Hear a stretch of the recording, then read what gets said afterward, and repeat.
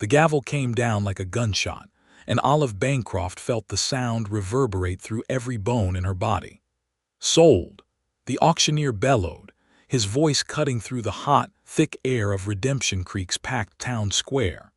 "Sold to Marshal Cornelius Watkins for the sum of $430, the full outstanding debt of the Bancroft estate." Olive stood on the raised platform, her wrists bound before her with a length of rough hemp rope, not because she was a criminal, but because that was the tradition in Redemption Creek when a debtor's auction was called. They put you up there like livestock. They let the whole town watch. They let every man who had ever looked at you sideways come and place a bid for your labor, your time, your life reduced to a dollar figure scratched in a ledger book. Her chin was up. Her dark eyes were dry. She had promised herself she would not weep. She had not expected Cornelius Watkins. He stepped forward from the crowd, and the people parted for him the way people always parted for the marshal, not out of affection, but out of something closer to awe. He was tall, broad-shouldered, dressed in the same severe black coat he always wore, the silver star on his chest catching the afternoon sun. His jaw was set like iron. His dark eyes swept the platform, and when they landed on Olive, something passed through them that she could not name and refused to examine. He mounted the steps with deliberate calm, reached into his coat and produced a leather billfold. He counted the money out into the auctioneer's hand without ever breaking eye contact with Olive. Then he drew a folding knife from his belt, and she held her breath, and he cut the rope at her wrists with a single, clean motion. He folded the knife. He put it away. He looked at her for a long moment while the crowd murmured around them, and then Cornelius Watkins said 4 words that unraveled everything she had been holding together since the day she buried her father. "Consider yourself free from all of it." Olive stared at him, her mouth opened. Nothing came out. "The debt is discharged," he said, quieter now, low enough that only she could hear. "I don't want your labor. I don't want your time. The ledger is clear." She searched his face for the hidden motive, for the trap she was certain was buried somewhere beneath those words. Men did not buy $430 of debt out of kindness. Men in Redemption Creek did not do anything without extracting something in return. She had learned that lesson young, and she had learned it the hard way. "Why?" she whispered. He picked up the cut rope from the platform floor, folded it, and held it out to her. She did not understand the gesture until she realized it was symbolic. He was giving her the evidence of her own liberation. "Because someone should have done it a long time ago," he said. And that was the moment that changed everything, though neither of them knew it yet. Because Olive Bancroft was not simply a woman in debt. She was a woman sitting on top of a secret that could burn Redemption Creek to the ground. And Cornelius Watkins, the sternest, most solitary man in the Arizona Territory, was about to find out that buying her freedom had also bought him into the most dangerous game of his life. It had started, as so many disasters do, with a dead man and a missing strongbox. Olive's father, Edmund Bancroft, had arrived in Redemption Creek in the spring of 1878 with a wagon full of surveying equipment, a letter of introduction from a land development company in St. Louis, and a talent for making friends in high places. He was a gentle, scholarly man who understood maps and elevation, and the way water moved through dry soil, and he had been genuinely excited about the railroad spur that was supposedly coming through the valley. He bought land. He borrowed money to buy more land. He borrowed money from the local bank, which was run by a man named Victor Greel, who had a reputation for offering reasonable loans at the front end and crushing terms at the back end. Edmund had not read the fine print carefully enough. Olive had come west the following autumn at the age of 24, when her mother died, and there was nothing left for her in Missouri. She had found her father older than she remembered, thinner, with a worried crease between his eyes that had not been there before. She had found his accounts in disarray and his relationship with the bank already deteriorating.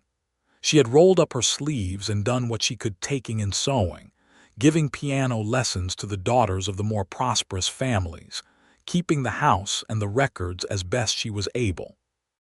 Edmund Bancroft died of a fever in the February of 1879, 6 months after Olive arrived, and he left behind three things: a small parcel of land at the edge of town, a piano that nobody could afford to haul away, and a debt of $430 to Victor Greel's First Territorial Bank.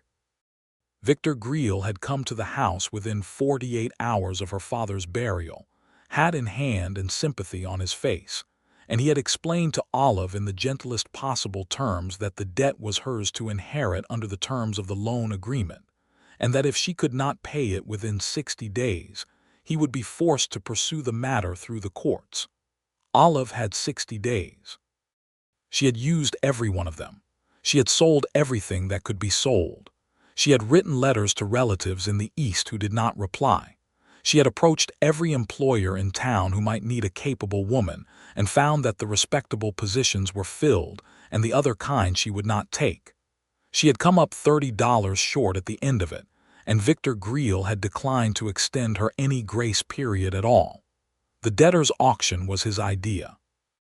He had dressed it up in the language of law and precedent, and he had been right that it was technically legal in the territory, even if it was the kind of legal that made a person feel dirty to invoke. You could auction a debtor's labor up to 1 year's contracted service to recover an outstanding sum. It had been used mostly for men who owed gambling debts or who had defaulted on business agreements. Olive was the first woman in Redemption Creek's short history to be put up on that platform. She had climbed the steps with her head high because she refused to give Victor Greel the satisfaction of watching her crumple. She had scanned the crowd gathered below and catalogued the faces. Men who had known her father, men who had not, men whose expressions told her exactly what kind of service they imagined purchasing. She had identified 3 possible bidders who frightened her, and one who frightened her most of all, a cattle broker from out of town, named Darnell Holt, who had been watching her for weeks with the particular intensity of a man who was certain he would eventually get what he wanted. And then Cornelius Watkins had stepped forward, and the entire dynamic of the afternoon had shifted on its axis. Cornelius Watkins had been the marshal of Redemption Creek for 4 years. He had come from somewhere back east, nobody knew exactly where, and he did not discuss it. And he had been appointed to the position by the territorial governor after the previous marshal had been found to be on the payroll of a cattle rustling operation.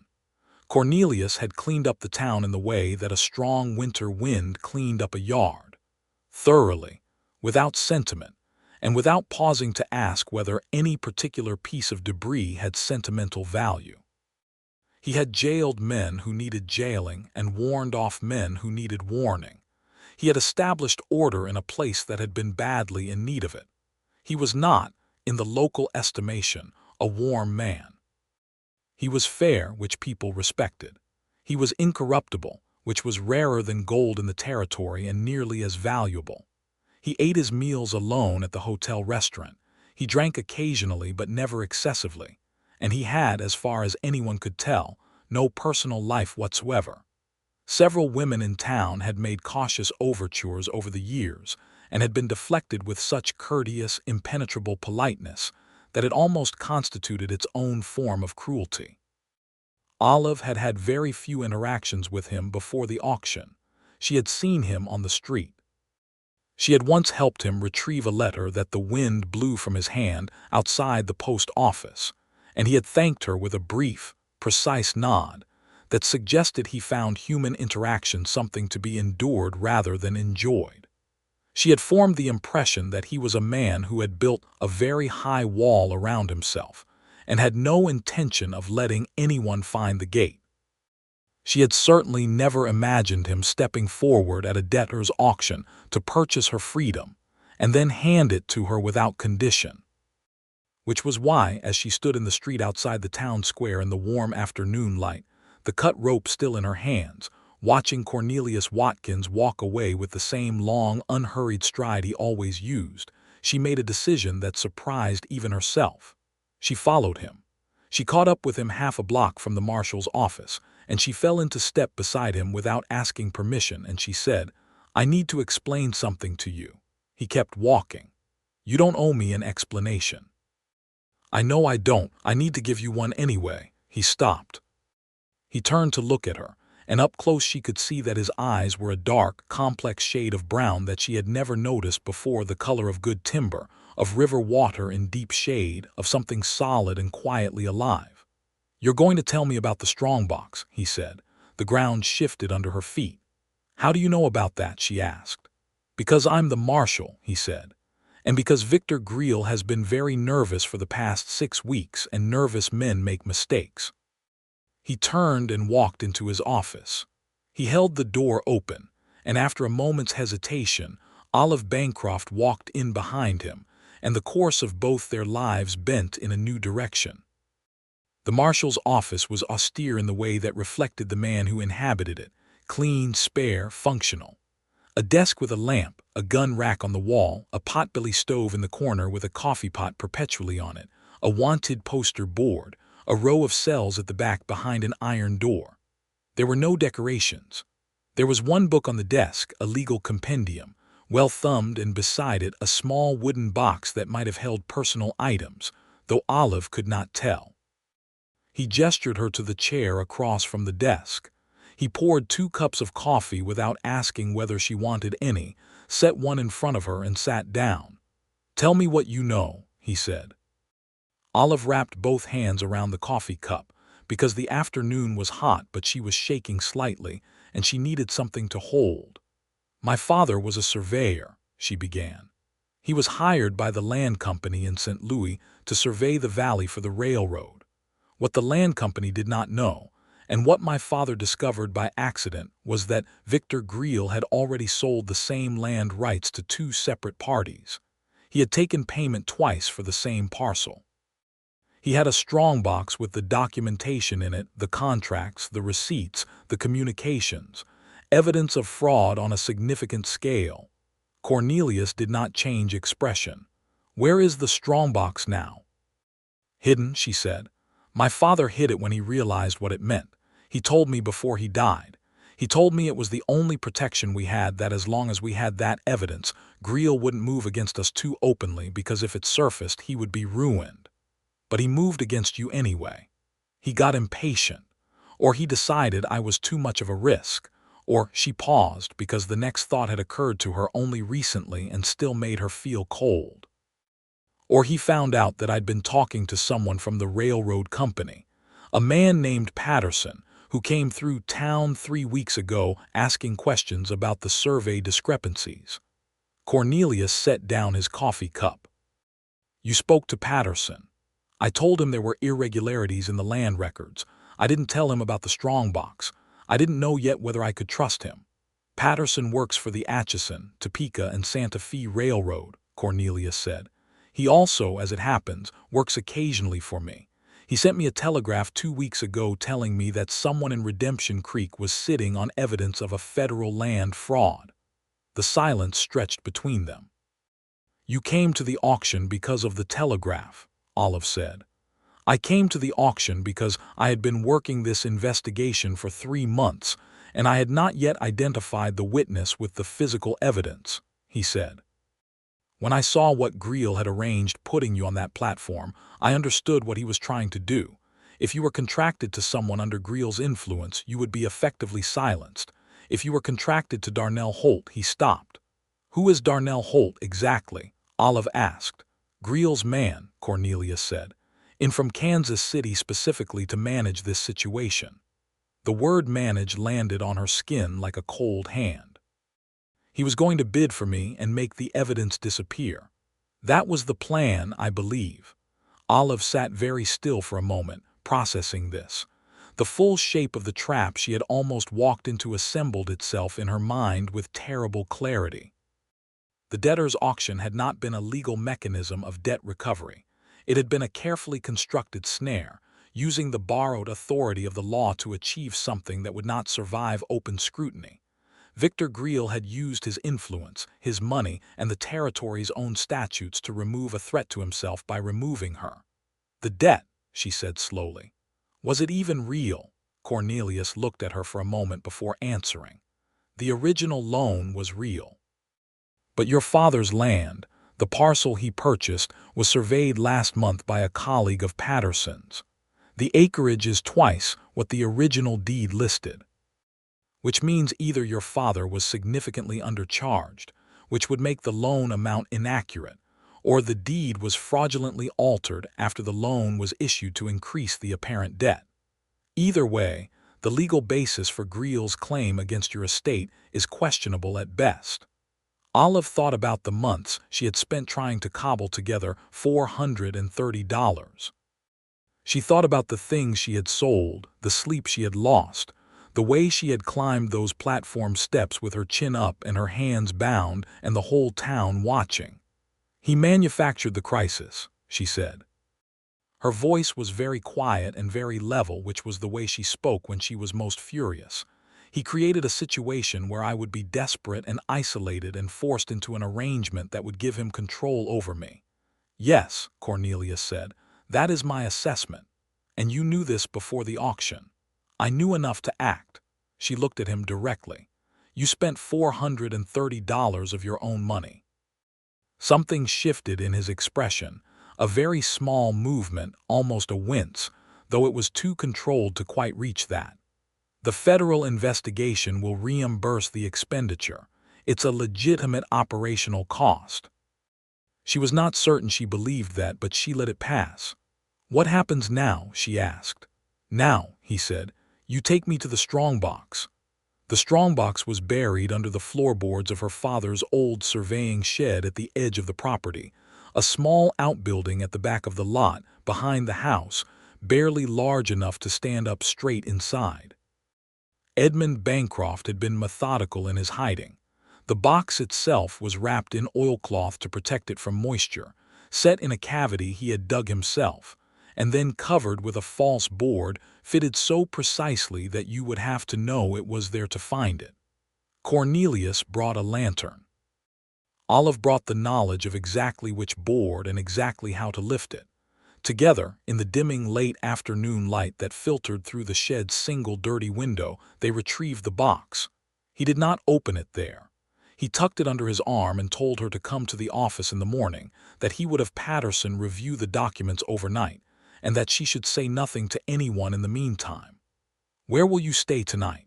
He asked, when they were outside again in the dusk.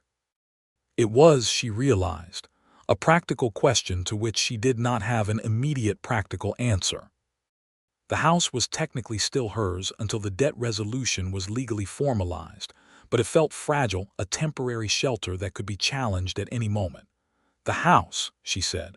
Where else? He studied her for a moment. I'll have Deputy Carver walk past every hour. You think Greel will move against me directly? I think Greel is a man who has already demonstrated that he will use whatever mechanism is available to him. I think now that the auction has failed, he will look for another mechanism. I think you should not be alone without someone knowing where you are. It was not quite an expression of personal concern. It was phrased as tactical assessment. But she noticed it anyway. Thank you, she said. For today, for the auction, she paused. I don't know what to call it, what you did. I would call it the right thing, he said. Get some sleep, Miss Bancroft. He walked away into the gathering dusk, and Olive stood holding a lantern in one hand and the cut rope still coiled in the other, and she thought that she had never in her life been quite so simultaneously exhausted, terrified, and unexpectedly grateful. She did not sleep well. She lay in her father's house, her house. She kept reminding herself, because it helped to assert it, and listened to the sounds of Redemption Creek settling into night. She heard Deputy Carver's boots on the gravel path outside once, twice, 3 times across the hours. Around midnight she heard voices somewhere down the street, too distant to distinguish words, and her heartbeat quickened before they faded into nothing. She thought about Cornelius Watkins and his careful, deliberate way of speaking.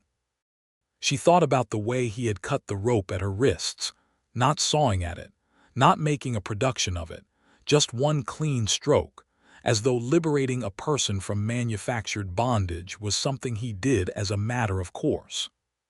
She thought about the expression she had seen move through his eyes when the gavel came down, the one she had categorized as unnamed because she was afraid of what it might mean if she named it.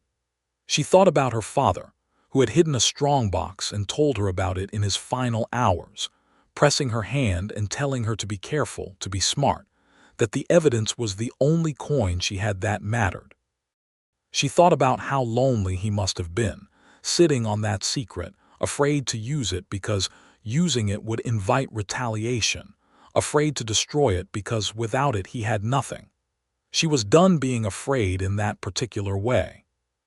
She had decided it somewhere on the platform that afternoon, when the gavel came down and the crowd murmured and Cornelius Watkins walked through them like they were water. In the morning she was at the marshal's office before 8 o'clock.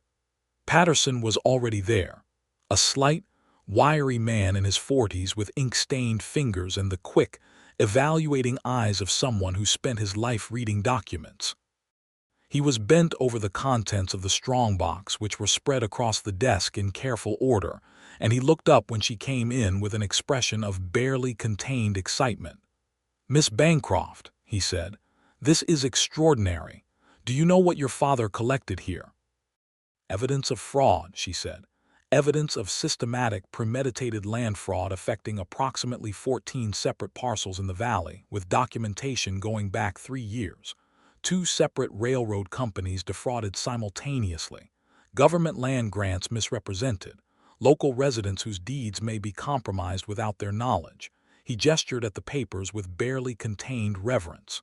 "Your father was meticulous. He was a surveyor," she said.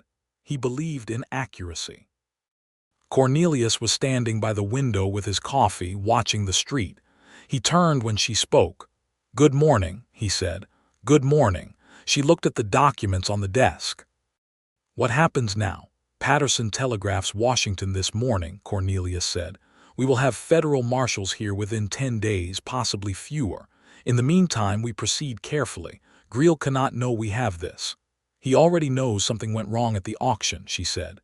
"He'll be looking for what I did with the evidence." "I know." He crossed the room and poured her a cup of coffee without being asked, which she found unexpectedly touching. "Which is why I'm going to ask you something, and I want you to know that you are under no obligation to agree." She wrapped her hands around the cup and waited. "I want you to act normally," he said. "Go about your day. Accept any social engagements you might normally accept. If Greil or Holt approaches you, be politely evasive but not alarmed. I need them to believe the situation is still recoverable from their perspective, so they don't panic and destroy evidence on their end." "You want me to be bait," she said. He looked slightly uncomfortable. "I want you to be yourself in your normal environment while I watch what moves around you. There is a distinction. Not a large one." "No," he admitted. "Not a large one. If you say no, I will find another approach." She thought about Victor Greil's soft, sympathetic voice explaining the terms of the debt. She thought about Darnell Holt's eyes on her at the auction. She thought about her father dying in a house he could not afford to keep, in a town that had taken everything he offered and given nothing back. "I'll do it," she said, "but I want to know everything you know. I am not going to be moved around a board without understanding the game." Cornelius looked at her for a moment that held something in it that she was beginning to recognize, not quite admiration, but something adjacent to it, something more personal than professional approval. "Agreed," he said. The next few days were a peculiar kind of theater. Olive moved through Redemption Creek in her ordinary way, doing ordinary things, while being anything but ordinary inside. She gave piano lessons to the Hargrove girls on Tuesday afternoon, and through their parlor window, she watched Victor Greil cross the street twice without going anywhere, which told her he was watching her house. She took her sewing to the Mercantile on Wednesday morning and listened to the women there discuss the auction with the frank curiosity that small towns applied to spectacle, and she smiled and deflected and gave nothing away. Cornelius had arranged that they would meet each evening at 7 o'clock, when the light was going and the street traffic was thin. He would come to the back door of her house under the pretense of checking on a reported disturbance, and they would sit at her kitchen table, and he would tell her what he had observed, and she would tell him what she had noticed, and together they were assembling a picture. What she had not anticipated was how much she would come to look forward to those evenings. He was different in private. Not warm, exactly. That was not quite the right word for Cornelius Watkins, and she suspected it might never be. But more present, more willing to think out loud, to turn an idea over in the open where another person could examine it with him. On the third evening he arrived to find her baking bread because she needed something to do with her hands while her mind was running, and he sat at the table and watched her work, and they talked for 2 hours about the case, and then somehow, without her quite noticing the transition, about his work, and about her father and about Missouri. He had grown up in Pennsylvania, he told her.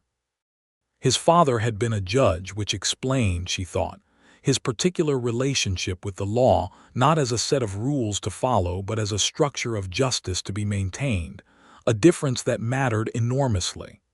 Why the West? She asked, because it seemed natural to ask. Because it needed someone, he said, and then seemed slightly surprised that he had said it as though he had meant to phrase it more carefully. Someone who believed in it, she said.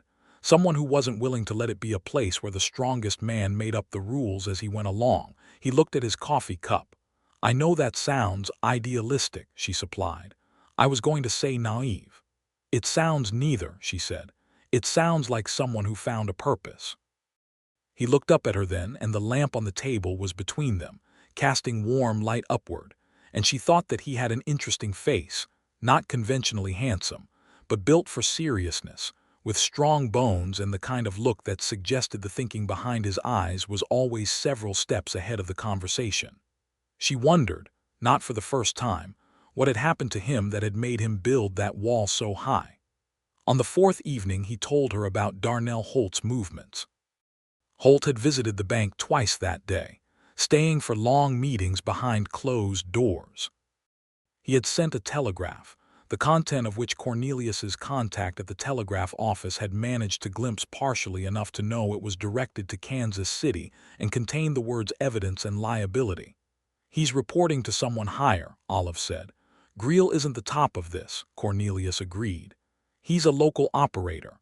Someone in Kansas City set this up and is using him as the front.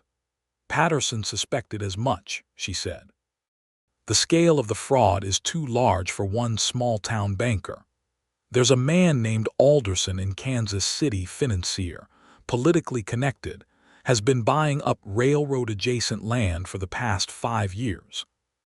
Patterson has been building a case against him for 18 months. If the documents in that strongbox connect Greil to Alderson, then the case extends far beyond Redemption Creek, she said. Far beyond, he confirmed.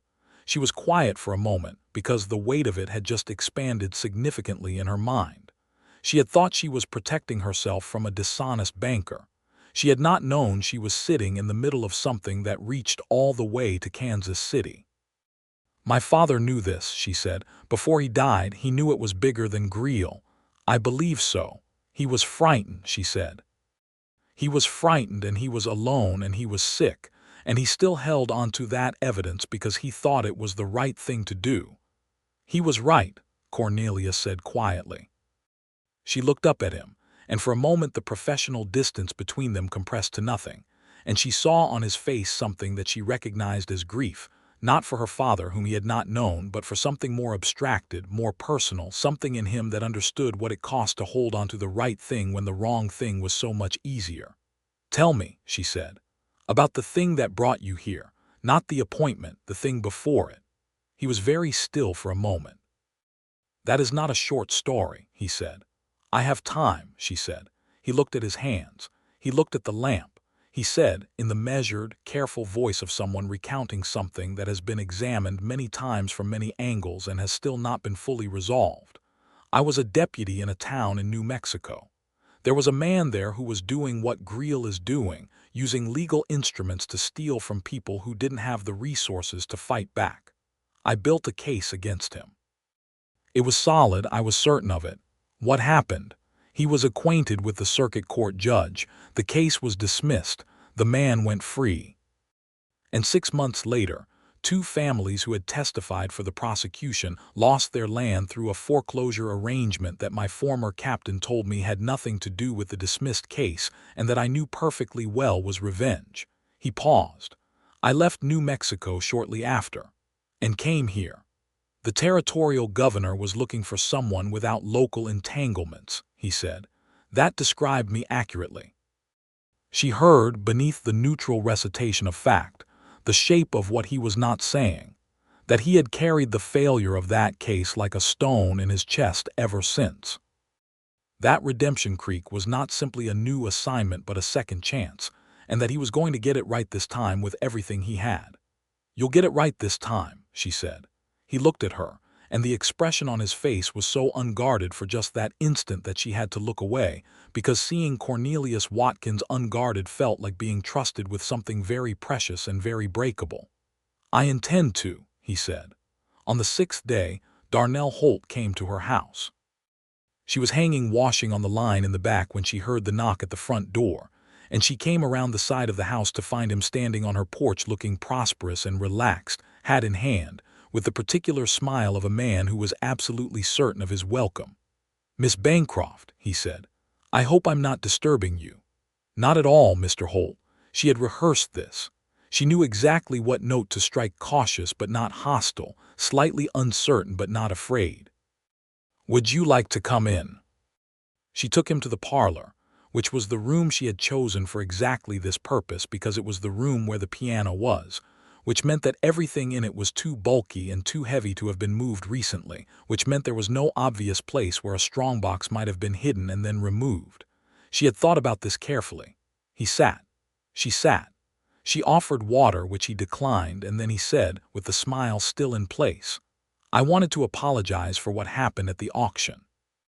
I had hoped to be the winning bidder, and I think we might have come to a very comfortable arrangement." She looked at him with carefully calibrated blankness. "That's very kind." But the marshal's bid was higher. Yes, the smile did not waver, but something behind it did. The marshal's bid, very unexpected. "I thought so too," she said, which was true. "Miss Bancroft, I want to be direct with you. I represent interests that would like very much to help resolve the difficulties surrounding your father's estate permanently. Not just the debt, but the underlying property questions. If there are any documents that your father may have kept that pertain to local land matters, my associates would be very interested in reviewing them with you in a spirit of cooperation to ensure a fair settlement." There it was, dressed in silk, but there it was. Documents. She said, "My father had his surveying records, of course. I'm not sure what else you might mean." "Anything he might have considered sensitive," Holt said. "Anything that might be misconstrued if it fell into the wrong hands." She looked at him with an expression she hoped conveyed puzzled helpfulness.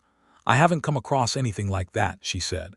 "Most of his papers were standard professional records. The rest I've already sorted through. There wasn't much." Holt studied her face. She maintained the expression, with the focus of someone playing cards for everything she owned. "Well," he said, after a pause that she felt in the back of her neck, "if anything does come to light, I hope you'll let me know. I think you'd find my associates' offer very fair." "Of course," she said. She walked him to the door. She watched him go down the path. She closed the door, locked it, and stood with her back against it for a full minute before her hands stopped shaking. That evening she told Cornelius every word of it. He listened without interrupting, which she had already learned was his way. When she finished, he said, "You did exactly right." "He didn't believe me," she said. "I could see it." "No, he probably didn't. But he doesn't know what he's looking for or where to look, which buys us time." He paused, turning something over.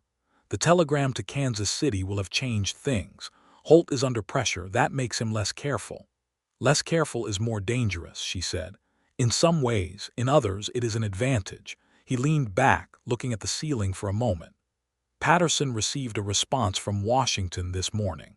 There will be a federal judge and 2 deputy marshals arriving on the Thursday stage." 5 days. 5 days felt like a very long time. "Will Greal wait 5 days?" she asked. "Not if he suspects what's coming." He looked at her. Which is why we need to give him something to focus on, that isn't us. What did you have in mind? What Cornelius had in mind was elegant in its simplicity and required her to be, as she noted somewhat dryly, even more prominently visible than usual. He arranged, through the careful use of social channels that she had not realized he was capable of navigating, given his reputation for isolation, for Victor Greele to hear that Olive Bancroft was meeting with a land attorney from Tucson about her father's estate. No such attorney existed. No such meeting was planned. What was planned was that, while Greele and Holt were focusing their attention on monitoring a meeting that wasn't happening, Cornelius and Patterson would spend the afternoon with the postmaster, who had been quietly cooperative, reviewing a second set of documents that Patterson had obtained through a parallel channel. It worked. Greele spent an entire afternoon having his man watch the hotel restaurant for a land attorney who never appeared, and Cornelius spent that same afternoon confirming that Victor Greele's bank had received 2 wire transfers from an account associated with Alderson's Kansas City firm in the past year, at amounts that corresponded precisely to receipts in the strongbox. "We have them," Patterson said when Olive came to the office that evening to hear the outcome. "The federal judge will have everything he needs," Cornelius agreed. "And Greele?" she asked. "Greele will be arrested on the day the judge arrives. Holt as well." He looked at her steadily. "It will be public, it will be thoroughly documented, and the land fraud will be unwound, which means that every parcel that was misrepresented in this valley will be reviewed, including your father's land." "What does that mean for me practically?" "It means that once the correct acreage of your father's parcel is legally established, the estate will likely show a positive value rather than a deficit." "Your father was not in debt, Miss Bancroft. He was defrauded." She was quiet for a moment. "He died thinking he had failed," she said. "He died having done exactly the right thing," Cornelius said. "He died protecting the evidence that will correct what was done to him and to a great many other people. That is not failure." She pressed her fingers against the bridge of her nose for a moment. Not weeping, she had held to that, but the tightness in her chest that had been there since February was loosening in a way that left her unsteady. "Thank you," she said. "I don't know how to." She stopped. "You don't need to," he said. Patterson excused himself with the tact of a man who understood when he was unnecessary, and Olive and Cornelius were left alone in the lamplit office, and she became aware, perhaps for the first time with full clarity, that something had been building between them through these careful evenings of shared coffee and shared strategy, something that had nothing to do with the case and everything to do with the particular quality of attention he gave her, the way he listened as though what she said mattered, the way he had cut that rope. "Can I ask you something personal?" she said. He looked slightly wary, but he nodded. "Why have you never—" She stopped, reconsidered, tried again. "People in this town have very little to say about your life outside the marshal's office." "There isn't much life outside the marshal's office," he said. "That doesn't bother you." A pause. "It did not used to." She looked at him, and he looked back at her, and the silence was the kind that had weight and temperature and texture, the kind that said something without either party having to commit to saying it. "I should get back," she said finally, because she was not at all certain that either of them was ready for what might happen next if she stayed. "I'll walk you," he said. "You don't have to." "I know," he said, and stood up and got his coat.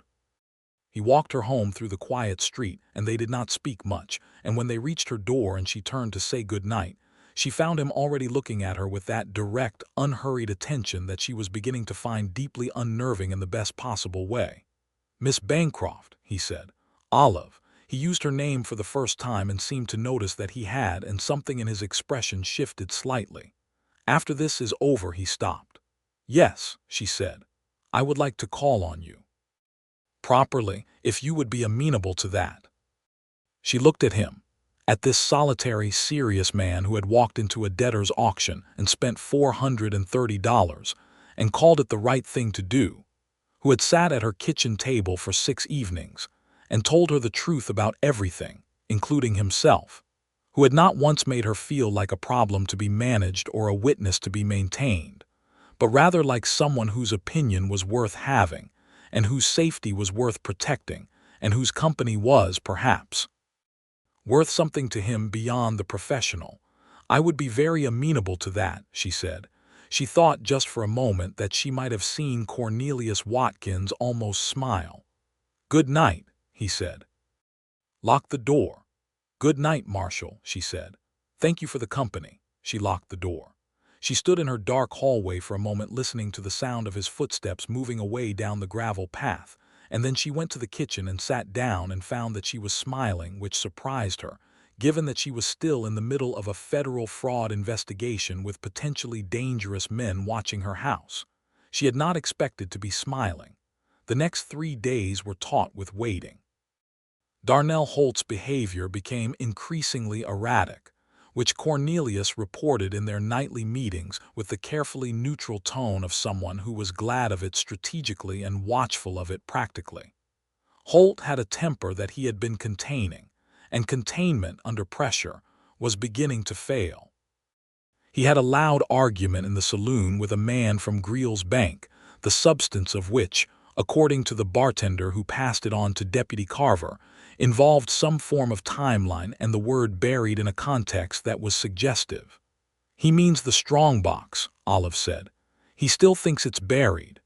"He still thinks it's on your property," Cornelius said, "which is keeping him focused in the wrong direction. How long before he decides to look for himself? He won't move against a property that's been visited publicly by the marshal without significant provocation. He's calculating underneath the temper." He considered. 2 more days.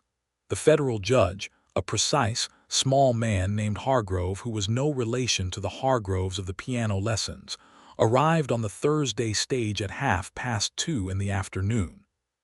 He came with 2 deputy marshals who were large, quiet, and competent in the manner of men who had done this many times. Cornelius met them at the stage office. Olive was not there because there was no reason for her to be there and every reason for her to appear to be having a completely ordinary Thursday afternoon. She gave piano lessons. She came home. She made dinner. She sat and read by the lamp and waited. At 7 o'clock Cornelius knocked at the back door and she opened it and took one look at his face and said, "It worked. Victor Greel and Darnell Holt are in my cells," he said. "The bank has been secured. The judge has reviewed the evidence and issued the relevant warrants. The telegraph to Kansas City went out an hour ago. Alderson will be in federal custody by morning." She sat down. She had not realized she was going to until she was already sitting. "It's over," she said.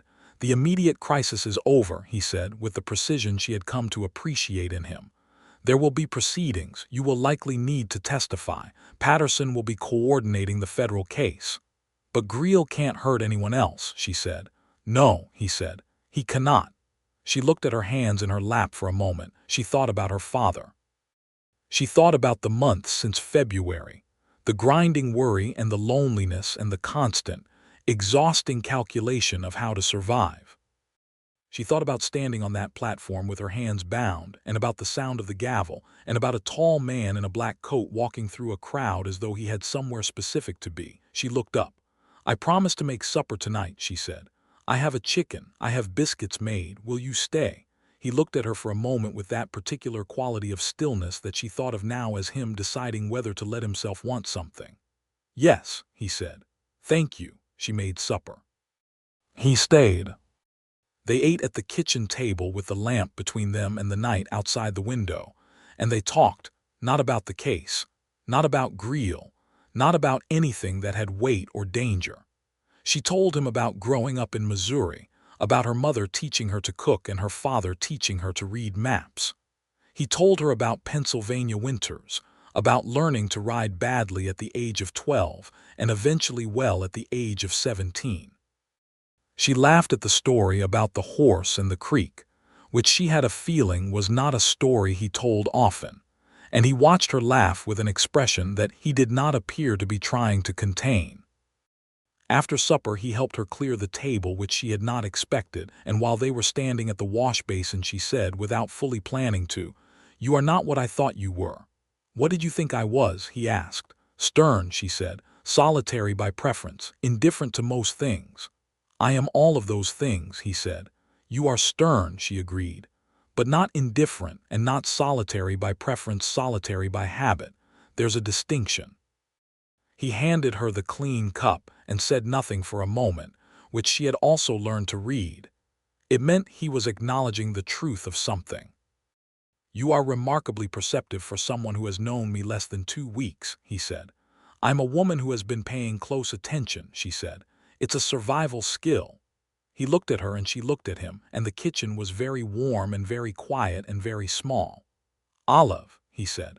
"Cornelius," she said back, and heard herself use his name for the first time and felt the way it settled between them like something right. He was standing very close. He had been standing close for a while, she realized, in the gradual, unhurried way of someone who was moving carefully and with full intention. "I want to be very clear about something," he said. "Please be," she said. "When I say I would like to call on you," he said, "I mean that I am interested in knowing you, all of it. Not the witness, not the woman in distress, not the practical puzzle of the case. I mean you, the person who makes biscuits and gives piano lessons and held her chin up on that platform and asks questions that no one expects and laughs like he stopped himself." "Like what?" she asked, very quietly. "Like you mean it," he said. "Like you haven't forgotten how, despite everything." She turned from the wash basin to face him fully, and they were very close, and she said, "I would like that, to be known." He lifted his hand and touched her face, one brief, deliberate gesture, his thumb tracing her cheekbone as though confirming that she was real, and then he stepped back with the restraint of a man who understood that some things should be approached properly. "I'll call on you Sunday," he said, "in the afternoon, if that suits." "It suits," she said. He said good night and meant it, and left, and Olive Bancroft stood in her kitchen with her hand against the cheek he had touched and felt something she had not felt in so long she had almost forgotten what to call it. Hope. That was the word. Hope, alive and warm and completely undeserved by the circumstances that had produced it, which was, she thought, exactly the nature of hope. The Sunday call was formal and slightly awkward in the way that first deliberate things between two people who already know each other well in other respects always are.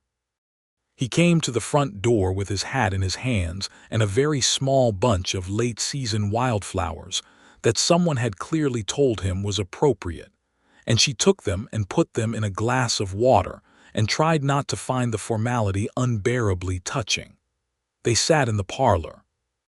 She played the piano for him, not to perform, but because she wanted him to understand that part of her, and because playing was easier sometimes than talking, because music said things that words made clumsy. She played a piece her mother had taught her, something slow and full of feeling, and when she looked up he was watching her with an expression so open that she had to look back at her hands. They walked in the late afternoon, down to the creek at the edge of town where the cottonwoods were gold with the season, and they talked about ordinary things and extraordinary things with no particular boundary between them, which she thought was perhaps the best kind of conversation. He told her more about New Mexico. She told him more about her father.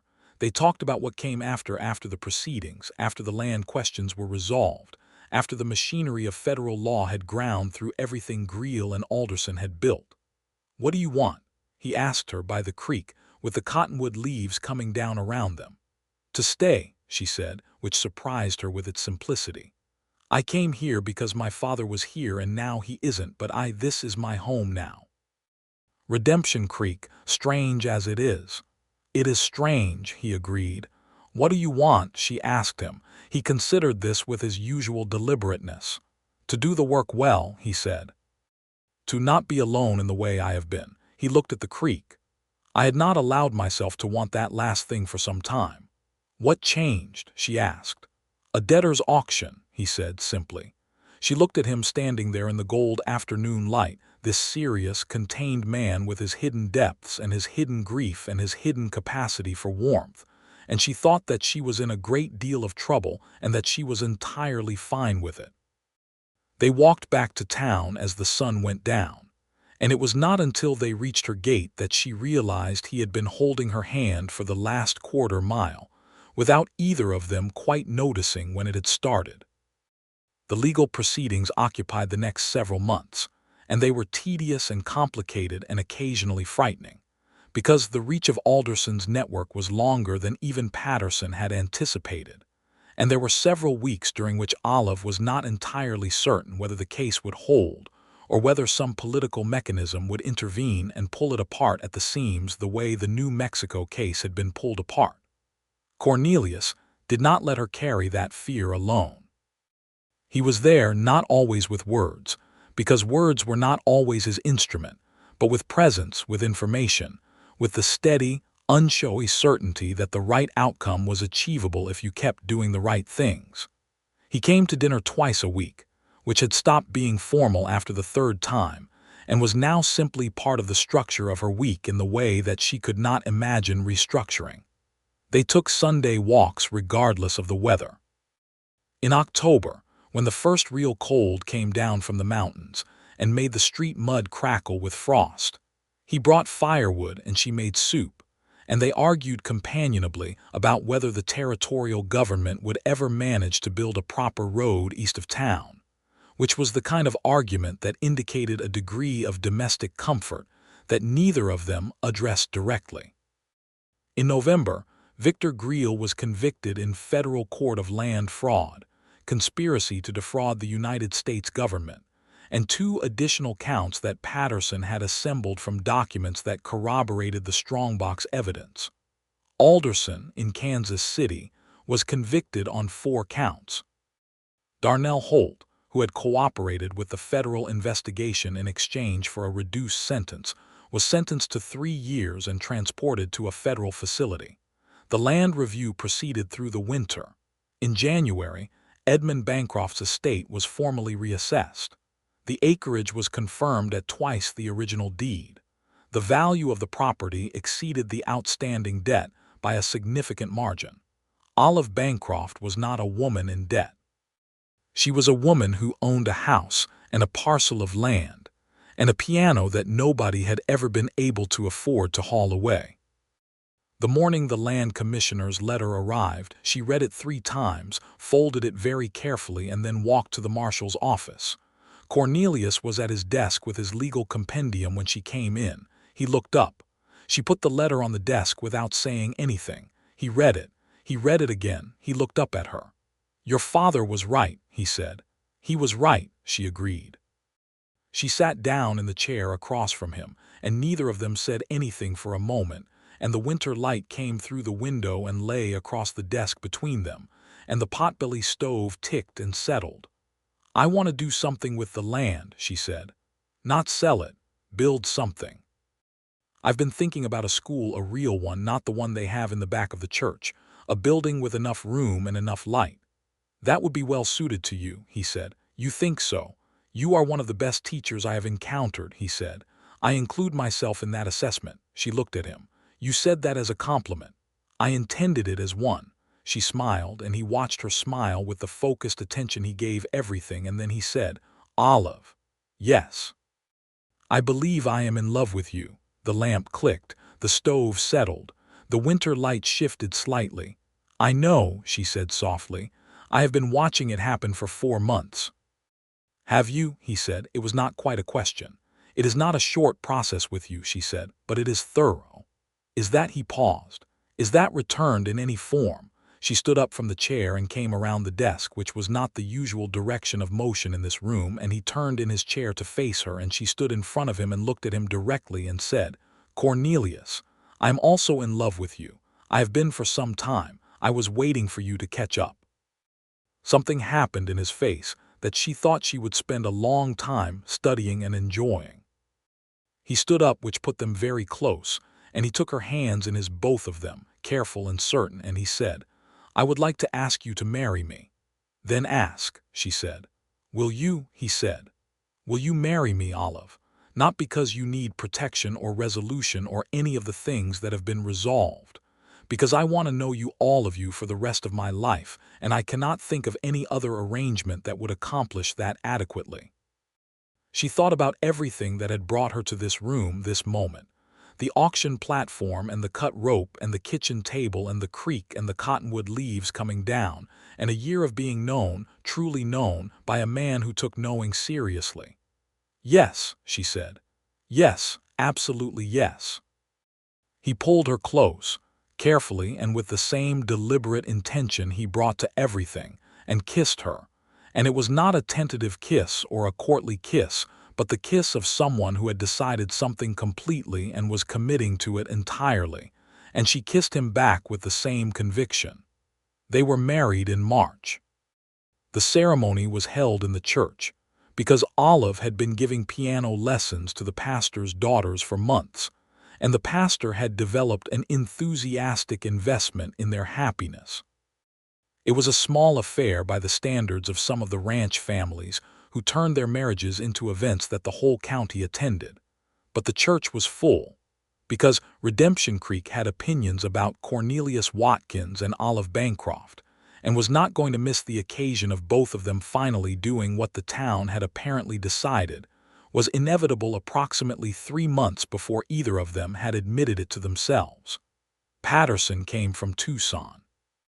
Deputy Carver stood up as a witness. The Hargrove girls played the piano, a little uncertainly but with enormous goodwill. Olive wore a dress that she had made herself from fabric ordered from a catalog, green the color of new leaves, and she carried 3 late winter flowers that Cornelius had found somewhere, and that she suspected had cost him more than he was going to admit. He had not been able to stop looking at her all morning, which was the clearest indication she had ever had of what was happening behind his collected exterior.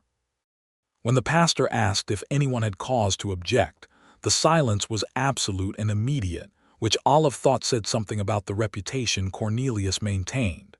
He took her hand when they said their vows, and his grip was steady and warm, and she felt, with the clarity of something genuinely true, that she was exactly where she was supposed to be. After was quieter and fuller and richer than everything before it. They lived in her house. Their house, and Cornelius maintained the marshal's office, but came home in the evenings to a lamp in the window, and a kitchen that smelled like cooking, and a woman who could argue about territorial road building with the same sharpness that she brought to everything else. He learned that she talked in her sleep sometimes, just fragments, nothing consequential. She learned that he woke early and went for a walk before the town was up, and that after their first winter together she joined him occasionally on those walks, wrapped in a heavy coat, walking beside him through the frost-quiet streets, while the sky turned from dark to gray to the particular pale gold of early morning. He was different, she thought, in the way that winter trees were different from summer trees, the same fundamental structure, the same essential nature, but more visible now, the shape of him clear without the shelter of his reserve. He laughed, not often and not loudly, but genuinely, and mostly at things she said, which she found enormously gratifying. He had opinions about books, which surprised her, and about music, which surprised her more. He read to her in the evenings, sometimes from the legal compendium, and then from other things, history, geography, the natural philosophy texts that a traveling book vendor brought through twice a year. She began building the school in the spring. She found a carpenter, negotiated the contract herself. Cornelius watched her do this with something that she recognized as pure, undisguised admiration, and supervised the construction with the combination of organizational efficiency and human warmth that made people want to do their best work for her. The school opened in August, a proper building with 4 large windows and 22 desks, and a small front porch where children could sit when it was too hot to work inside. She taught reading and arithmetic and geography, and when the children were interested, music. She was a good teacher in the way her husband had said: thorough, interested, patient with the stuck places, and energizing about the possibilities. By the autumn, she was also carrying their first child. She told Cornelius on an October evening when the cottonwoods were gold again. the same gold they had been when they walked by the creek that first Sunday, the same color that she had come to associate with the beginning of things. He was quiet for a very long moment, and she watched his face go through something that he did not bother to contain, something genuine and undefended and full of a kind of wonder that she had not expected from him, and that moved her more than anything she could name. He held her very carefully, as though she might be breakable, which made her laugh, and she told him she was not breakable, and he said he knew, but he was going to be careful anyway. Their son was born in June of the following year, and they named him Edmund, after her father, and Cornelius held him in the marshal's office the morning after the birth, having been firmly redirected from the house by the midwife and two extremely competent neighbor women, and looked at him with the same focused, complete attention he gave everything important, and said, "Hello, Edmund."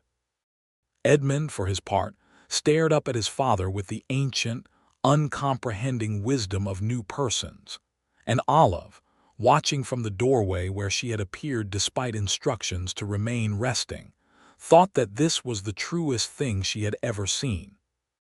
The years that followed settled around them like something built to last.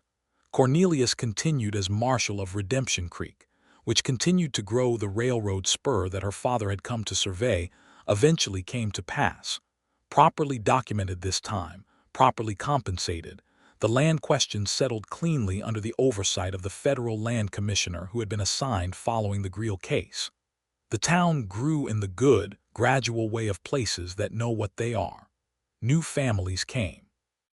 New businesses opened. The school grew too. By the time Edmund was old enough to walk the 2 blocks to the school with his slate under his arm, it had expanded to include a second room and 2 additional teachers, women Olive had recruited and trained with the same thoroughness she brought to everything. She was not the only teacher anymore, but she was still the one the children remembered longest, because she had the particular gift of making people feel that learning was a door opening rather than a wall to climb. Edmund was followed, 3 years later, by a daughter they named Clara, after Cornelius's grandmother, whom Olive had never met but felt she knew from the stories he told in the evenings by the lamp. Clara was, from the very beginning, a person of profound opinions and no hesitation about expressing them, which everyone in the family found exhausting and entirely appropriate. With 2 children and a school and a house that had been expanded twice to accommodate the growth of all of the above, Olive's days were full in the way that she had not known to wish for before she had experienced it. Not full as in crowded and pressured, but full as in complete, as in nothing missing, as in the particular satisfaction of a life that fits the person living it. Cornelius, for his part, found fatherhood to be the most complicated jurisdiction he had ever navigated, which he said to Olive on one notable evening after a particularly assertive demonstration of Clara's capacity for debate, and which made her laugh so thoroughly that Clara came in from the other room to find out what was funny, and Cornelius had to compose his face with the kind of speed that was its own form of skill. He was a good father in the way he was a good marshal, consistent, present, incorruptible in his affections. He was strict about honesty and flexible about most other things. He taught Edmund to ride properly, which Edmund appreciated, and he let Clara sit in on his office hours from the age of 4 when she expressed an interest, which she immediately did because Clara was interested in everything. He read to them both in the evenings, the same way he read to Olive, with the attention of someone to whom words mattered. On the 5th anniversary of their wedding, Olive went to the marshal's office and placed something on his desk. He looked at it. He looked at her. It was the cut rope from the auction. She had kept it, though she had not told him. All this time, folded in the cedar box in the bedroom where she kept things that mattered. "I want you to have it," she said. "I've been thinking about why. I think it's because you should know what you did." "I know what I did," he said. "You know the practical facts of it," she said. "But I want you to know what it meant. It meant that someone saw what was being done to me and thought it was wrong and acted on that thought without calculating whether there was anything in it for him. That is not as common as it should be. I needed you to know that I know that." He was quiet for a moment. He picked up the rope and turned it in his hands. "Your father did the same thing," he said. He saw what was being done and he refused to look away, even when looking away would have been easier and safer. He kept the evidence. He protected it. He passed it on to you and trusted you to use it. "He did," she said. "Edmund and Clara," he said. "They come from him." She felt the familiar warmth behind her eyes that she still, 7 years later, refused to give in to fully. "They come from a lot of things," she said, "including a very stubborn marshal who bid too much at an auction." "A well-considered investment," he said, and the corner of his mouth moved in the way that she had long since learned to read as a smile, full and unqualified, in Cornelius terms. She came around the desk and sat on the edge of it, which was not a thing that would have occurred to her 7 years ago and now felt completely natural, and he turned his chair toward her, and she looked at him. This man she had built a life with, who still looked at her every morning as though she was something worth looking at, who still held her carefully despite her frequent reminders that she was not breakable, who had turned out to be the most genuinely decent person she had ever known. "I have something to tell you," she said. He looked at her with that focused, unguarded attention. "Another one," she said. A pause. "Another in the spring," she said. He was quiet for a very long, warm moment, and then he reached out and took her hand in both of his, with the same careful, certain grip as the day he had held her hands in this office and asked her to marry him. "In the spring," he said. "I thought about not telling you here," she said. "I thought maybe somewhere more. Here is exactly right," he said. "This is where it started." She looked around the room, the desk, the lamp, the gun rack, the stove with its perpetual coffee pot, the wanted poster board with its gallery of captured and sought faces, the iron door to the cells behind which Victor Greel had spent one very uncomfortable night before being transported to federal custody. The room where she had sat across from him and told him about a dead man and a missing strongbox and begun, without knowing she was beginning it, the rest of her life. "It is," she said. "It is exactly where it started. The third child was a boy, born in late April when the desert was briefly, intensely green, and they named him James after no one in particular because sometimes a name was simply right. He arrived into a house full of noise and warmth, and two older siblings who had very different but equally strong opinions about his presence.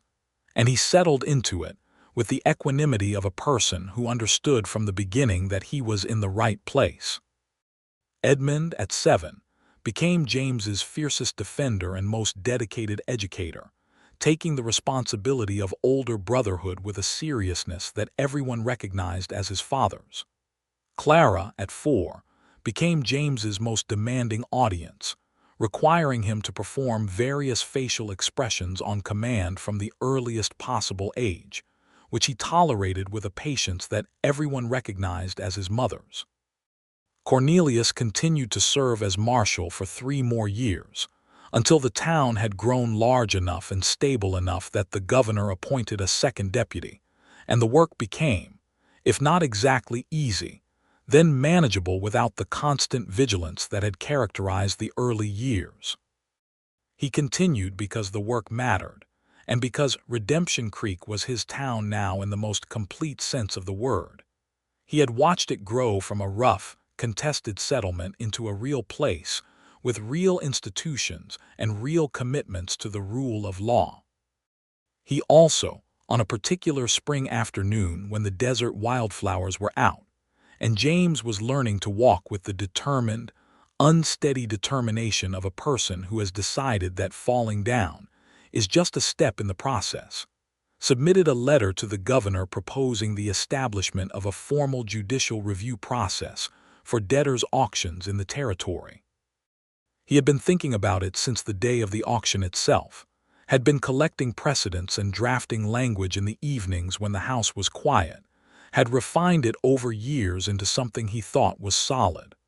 The law was changed in a modified version of what he had proposed before the end of that year.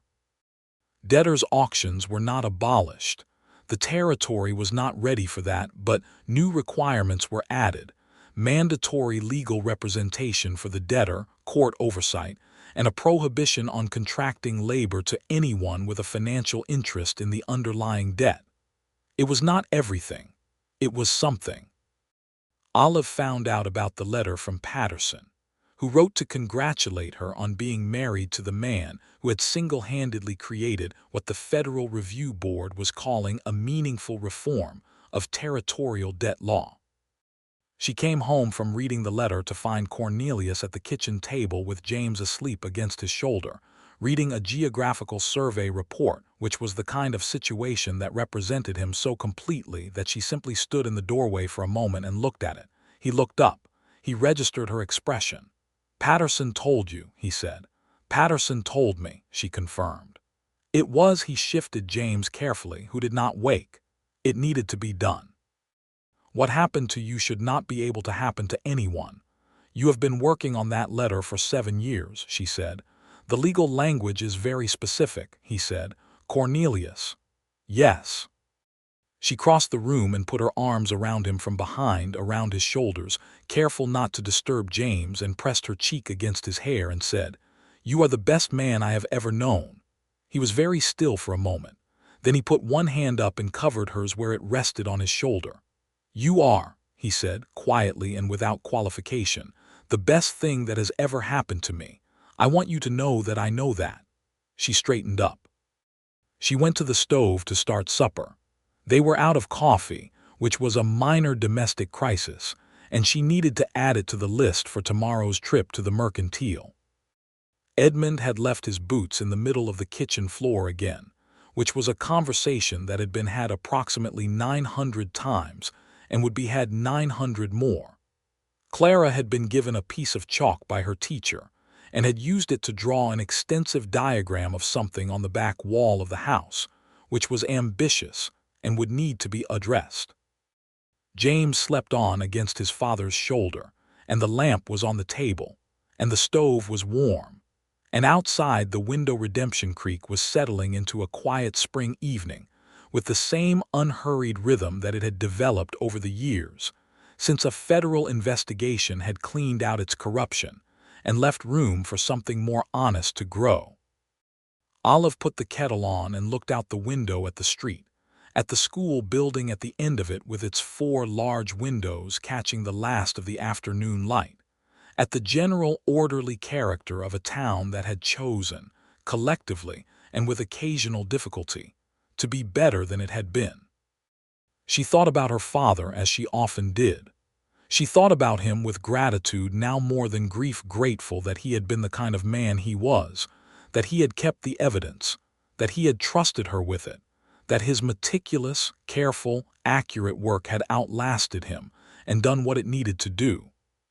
She thought that he would have liked Cornelius and that Cornelius would have liked him, and that Edmund, with his father's seriousness and his grandfather's thoroughness, was perhaps the truest memorial either of them could have. "Supper in an hour," she said to the room. "I'll wake the children," Cornelius said, which was their division of labor for this specific task, because she was better at many things, but he was better at getting 3 children organized without anyone crying. She heard him, a few minutes later, moving through the house with James on his hip, speaking in the quiet, direct voice that got results, and she heard the children answering him, and the sound of small feet and larger feet on the floorboards, and the laughter that broke out unexpectedly over something she couldn't quite hear, and the particular quality of noise that was her family alive and present and exactly where they were supposed to be. The rope was still on the desk in his office, coiled and kept. He had told her when she asked that he kept it because it reminded him of why the work mattered. Not the law as abstraction, but the law as something that reached into individual lives and either protected or failed the people in them, and that the difference between protection and failure was not always the law itself, but the human beings who chose how to use it. She had said that was very exactly right. He had said he had a good teacher. Outside, the desert evening was coming in with its vast, particular beauty, the sky going from blue to rose to the deep, transparent purple that she had never seen anywhere else, the first stars coming up, the air cooling with the quick efficiency of high desert dark. Somewhere outside of town, a coyote called, distant and wild, the sound carrying clearly on the still air.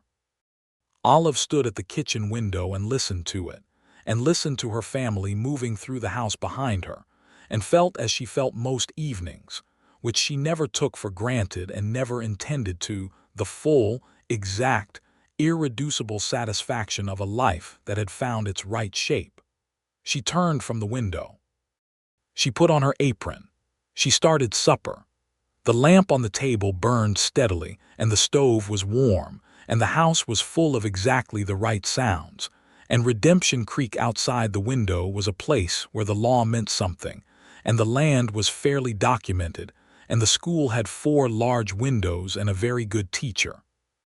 And Cornelius Watkins, stern marshal and secret idealist and best man she had ever known, came into the kitchen with James on his hip and Edmund at his heels, and Clara carrying a somewhat lopsided drawing she wished to present at the earliest opportunity, and he looked across the kitchen at Olive with the full, focused, unguarded warmth that he reserved for no one else in the world, and she looked back at him.